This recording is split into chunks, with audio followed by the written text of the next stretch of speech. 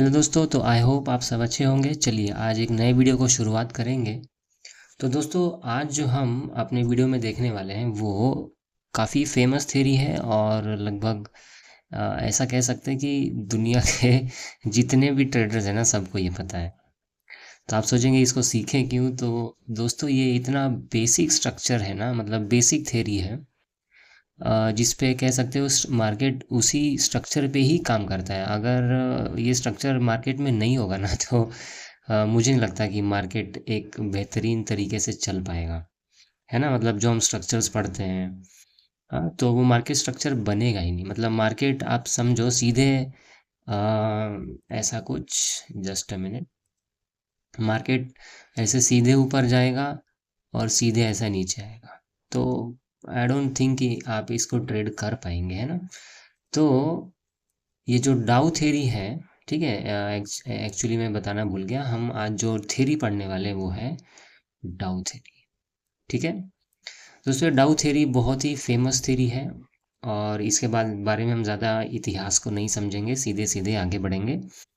तो दोस्तों डाउ थ्योरी कहता क्या है कि जो मार्केट है वो ऐसे सीधे ऊपर की ओर नहीं भागता है। मार्केट क्या करेगा, थोड़ा ऊपर जाएगा, फिर थोड़ा नीचे आएगा, फिर थोड़ा ऊपर जाएगा, फिर थोड़ा नीचे आएगा, फिर थोड़ा ऊपर आएगा, फिर थोड़ा नीचे आएगा, है ना। तो ओवरऑल डायरेक्शन तो इसका अप में ही है ना। जो ओवरऑल डायरेक्शन है वो अप का ही है। लेकिन अगर आप ध्यान से समझो तो आपको ये दिखेगा, ये जो हाइज लगा रहा है ना, ये पहले वाले से ज़्यादा लगा रहा है। मतलब इस हाई को ये ब्रेक कर रहा है यहाँ पे और फिर नेक्स्ट हाई बनाया, फिर इस हाई को ब्रेक किया यहाँ पे और फिर नया हाई बनाया। तो क्या मैं बोल सकता हूँ हर बार नए हाईज को फॉर्म कर रहा है वो, है ना। यहाँ पे भी एक नया हाई बन रहा है और यहाँ पे भी एक नया हाई बन रहा है। क्या मैं बोल सकता हूँ जो हाईज है वो हाई और हाई, मतलब हाई होते जा रहे हैं ना, कंटिन्यू ऊपर भागते जा रहे हैं, तो हम इंग्लिश में इसको क्या बोलते हैं, हाइयर हाईज बोलते हैं। जो हाइज है वो हाइयर बन रहा है, ऊपर ऊपर बन रहा है, इसलिए हम इसको अंग्रेजी में क्या कह देंगे दोस्तों, हाइयर हाइज बोल देंगे। फिर आप देखो ज़रा, क्या ये जो लो बना था, ये जो लो था और उसके बाद का जो लो है ना, क्या वो इस वाले लो से ऊपर बना है। फिर मान लो मार्केट यहाँ से फिर ऊपर गया तो ये वापस उसने एक नया लो बनाया। तो क्या यहाँ पे जो लो है वो भी ऊपर ऊपर शिफ्ट हो रहा है। तो यहाँ पे दोस्तों जो लोज है वो भी हाई बन रहा है। तो जैसे यहाँ पे हाइयर हाइस था वैसे यहाँ पे हाइयर लोज भी है, यहाँ पे हाइयर लोज भी है ना। तो कुल मिला के जब एक मार्केट ऊपर की ओर चढ़ता है तो वो सीधे ऐसे नहीं जाएगा, वो इस तरीके से जाता है ना। तो ऊपर जाएगा फिर थोड़ा रिट्रेसमेंट होगा, ठीक है, ये शब्द याद रखेंगे हम। रिट्रेसमेंट मतलब थोड़ा नीचे आता है। ये नीचे क्यों आता है ये भी थोड़ा सा समझ लेते हैं। जैसे मान लो यहाँ पे कुछ बायर्स हैं, इन्होंने 100 रुपये पे एक शेयर खरीदा। मार्केट मान लीजिए ऊपर गया, है ना। ऊपर आने के बाद अब मान लो मार्केट 120 पे आ गया। तो जिनको प्रॉफिट बुक करना है वो अपना बुक कर करके यहाँ से निकलेंगे। तो निकलेंगे तो वो सेल तो करेंगे ना।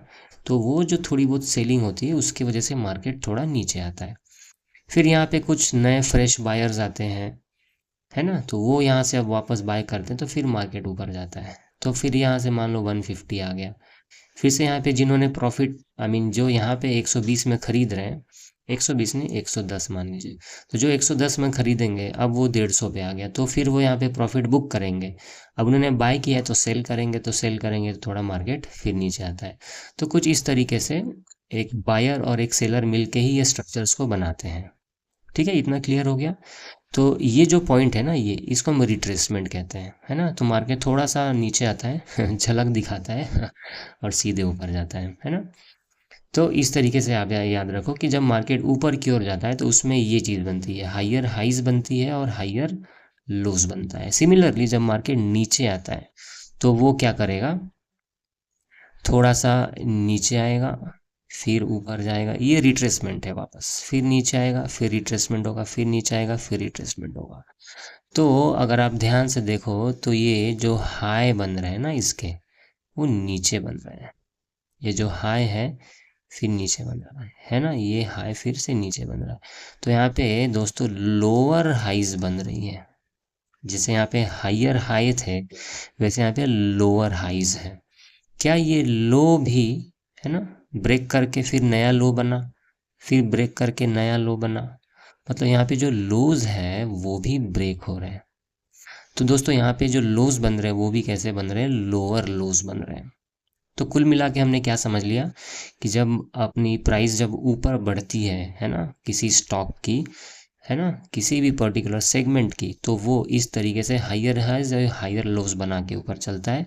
और कुल मिला के बोल सकते हैं कि वो अपने ये जो सपोर्ट पॉइंट है ना, जहाँ पे वो रुक रहा है और फिर ऊपर जा रहा है, ये सपोर्ट पॉइंट को प्रोटेक्ट कर रहा है, मतलब इसको तोड़ नहीं रहा है।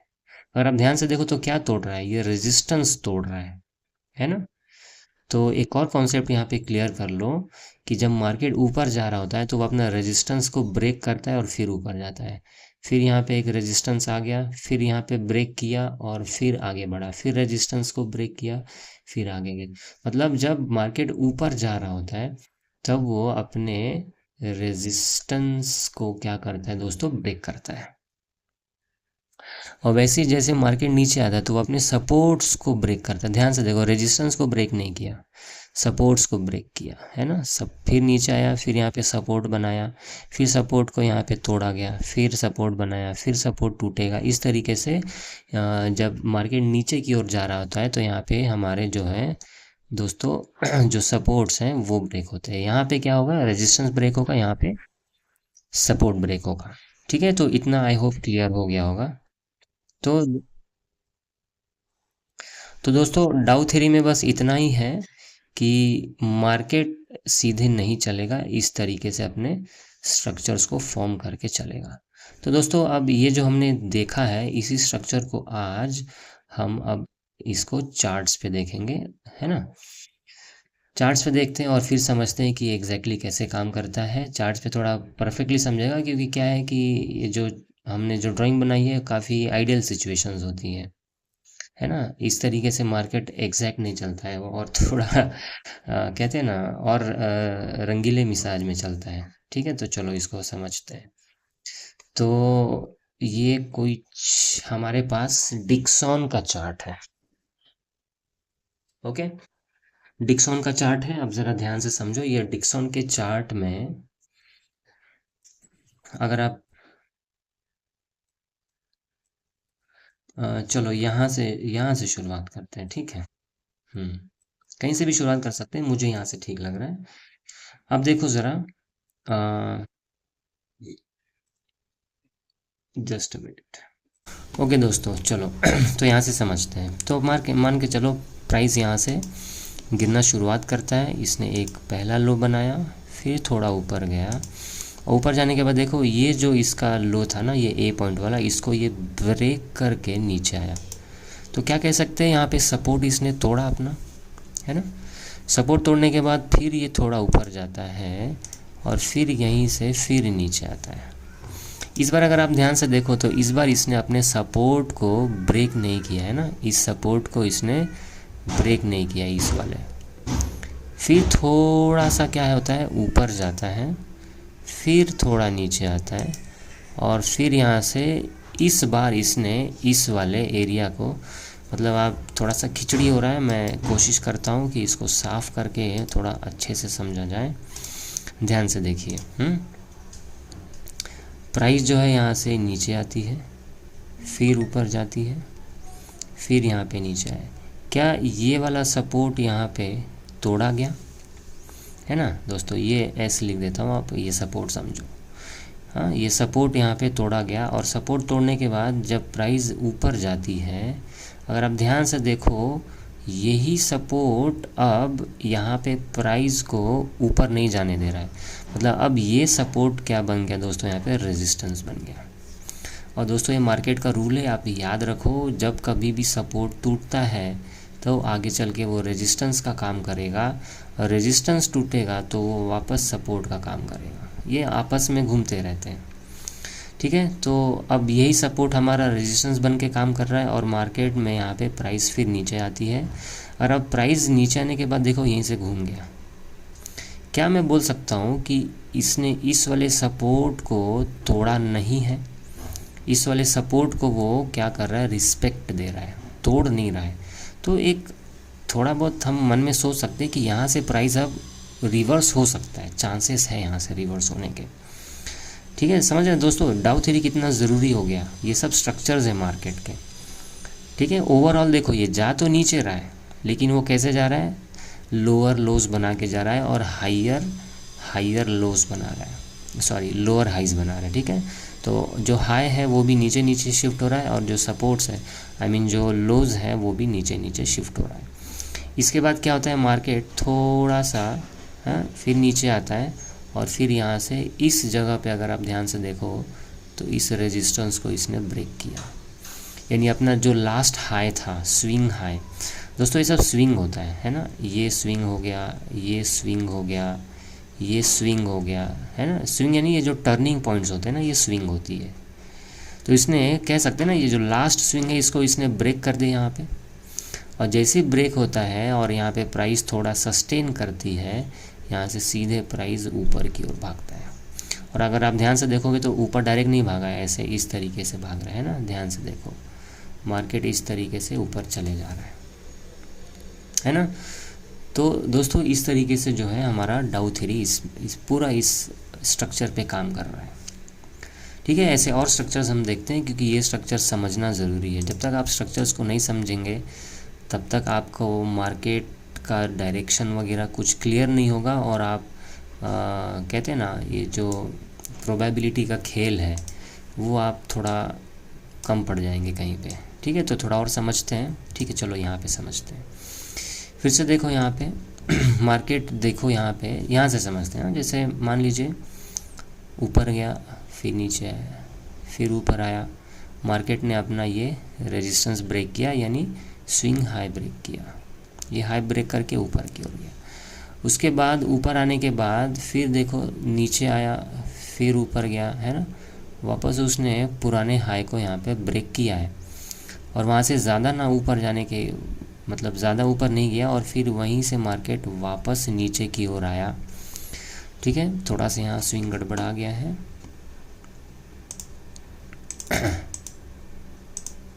ठीक है, स्विंग लो एग्जैक्टली यहाँ पे बनेगा, ध्यान से देखो ये वाला है ना, इस वाले रेड कैंडल के पास, फिर ये थोड़ा ऊपर आएगा और फिर यहाँ पे आएगा। तो क्या इस बार ध्यान से देखिए, जो एक्स्ट्रा है ना खिचड़ी वो थोड़ा हटाते हैं ताकि समझ में आएगा।